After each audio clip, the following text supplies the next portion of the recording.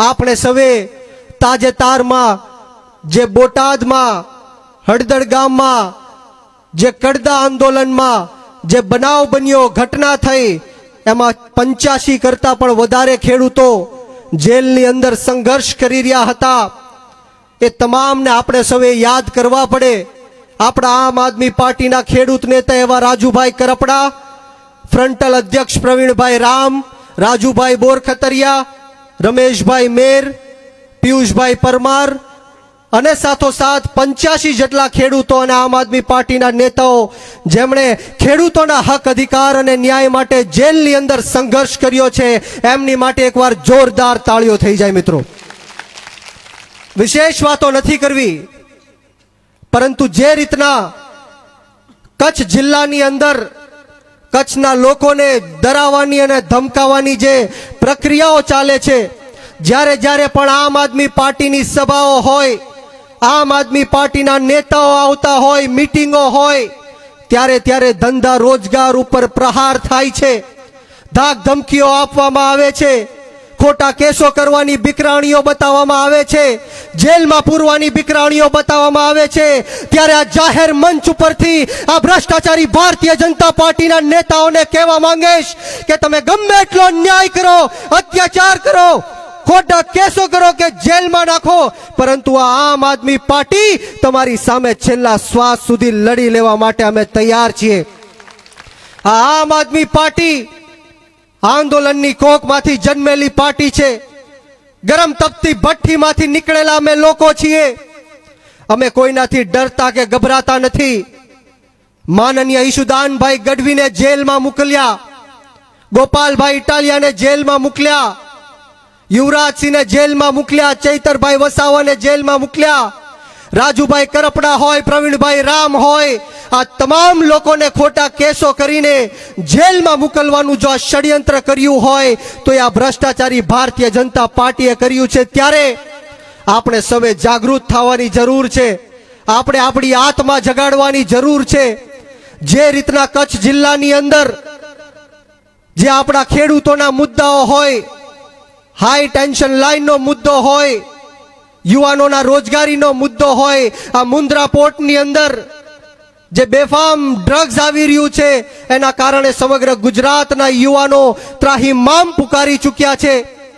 આપણે સૌએ એક આંદોલન ઊભું કરવું પડશે. આમ આદમી પાર્ટીમાં જોડાઈને આ ભ્રષ્ટાચારી ભારતીય જનતા પાર્ટીને જડબાતોડ જવાબ દેવો પડશે. કારણ કે જે રીતના ખેડૂતોની હાલાત ગુજરાતની અંદર થઈ છે, શું કામ ખેડૂતો વિરોધ કરી રહ્યા છે, શું કામ અમે બધા બોલી રહ્યા છીએ, શું કામ ખેડૂતોમાં આક્રોશ છે, એ આપણે સમજવું પડશે. આપણો ગુજરાતનો ખેડૂત જ્યારે પોતાનો પાક વેચવા માટે માર્કેટિંગ યાર્ડમાં જાય ત્યારે એને પોતાનો પાકનો પૂરતો ભાવ નથી મળતો.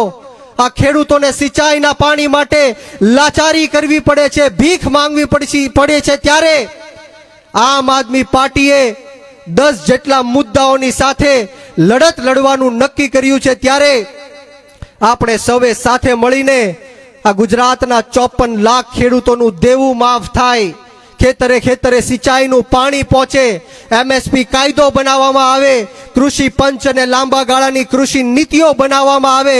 આ 85 ખેડૂતો ઉપર જે ખોટા કેસો થયા છે એ કેસો પાછા ખેંચવામાં આવે. એ માટે આપણે સૌએ સાથે મળીને ગુજરાતના 54 લાખ ખેડૂતોએ એક થઈને આમ આદમી પાર્ટીમાં જોડાઈને ગાંધીનગરનો માર્ગ અપનાવવો પડશે, આંદોલન કરવું પડશે અને જરૂર પડે તો વિધાનસભાનો પણ ઘેરાવ કરવો પડશે. જ્યારે જ્યારે પણ ચૂંટણીઓ આવે ત્યારે આપણને ભ્રમિત કરવાની વાતો કરવામાં આવે છે. આ દેશના સૌથી ભ્રષ્ટમાં ભ્રષ્ટ વડાપ્રધાન, સૌથી ખોટામાં ખોટા વડાપ્રધાન નરેન્દ્ર મોદી જ્યારે ચૂંટણીઓ આવે ત્યારે હિન્દુ મુસલમાનની વાત કરે છે, મંદિર મસ્જિદની વાત કરે છે, કબ્રસ્તાન પાકિસ્તાનની વાત કરે છે, સ્મશાનની વાત કરે છે, બાંગ્લાદેશની વાત કરે છે. ત્યારે હું આપ સૌને કહેવા માટે આવ્યો છું કે આપણો ભારત દેશ વસુદેવ કુટુંબકમની વાત કરે છે. આપણા ભારત દેશની રામચરિત્ર માનસની ચોપાઈ કહે છે કે સબ નર કરે હી પરસ્પર પ્રીતિ, એટલે કે એક એવો દેશ કે જ્યાં દરેક સમાજ, જ્ઞાતિ અને ધર્મના લોકો એક સાથે હળી મળીને ભાઈચારાથી અને પ્રેમથી રહે. એ છે આપણા ભારત દેશની એકતા, અસ્મિતા અને અખંડિતા. એ આપણો ભારત દેશ છે જ્યાં બિસ્મિલ્લા ખાનની શહેનાઈ સંકટ મોચનના મંદિર ઉપર ગુંજે છે. એ આપણો ભારત દેશ છે જ્યાં રસખાનને સાંભળીને આપણે ભગવાન શ્રી કૃષ્ણ વિશે જાણીએ છીએ. એ આપણો ભારત દેશ છે જ્યાં મોહમ્મદ મલિક પદ્માવત લખે છે.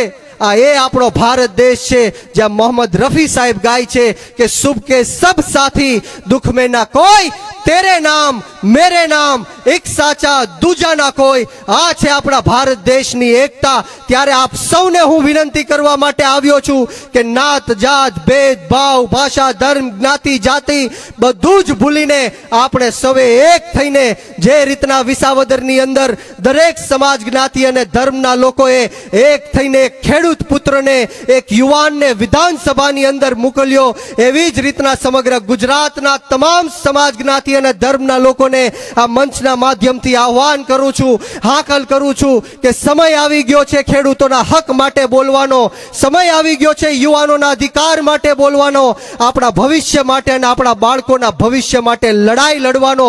ત્યારે યુવાનોને ખાસ કહેવા માંગીશ કે 30 વર્ષના યુવાનને આમ આદમી પાર્ટીએ ખૂબ મોટી જવાબદારી આપી છે. ગુજરાત પ્રદેશના યુવા અધ્યક્ષની જવાબદારી એક 30 વર્ષના યુવાનના હાથમાં સોંપી છે. ત્યારે આમ આદમી પાર્ટીમાં તમામે તમામ યુવાનો છે. આ યુવાનોની પાર્ટી છે, યુવાનોની આપણે સરકાર બનાવવાની છે. ત્યારે ગુજરાતની અંદર 50 લાખ કરતા પણ વધારે યુવાનો જે શિક્ષિત છે એ બેરોજગાર ફરી રહ્યા છે.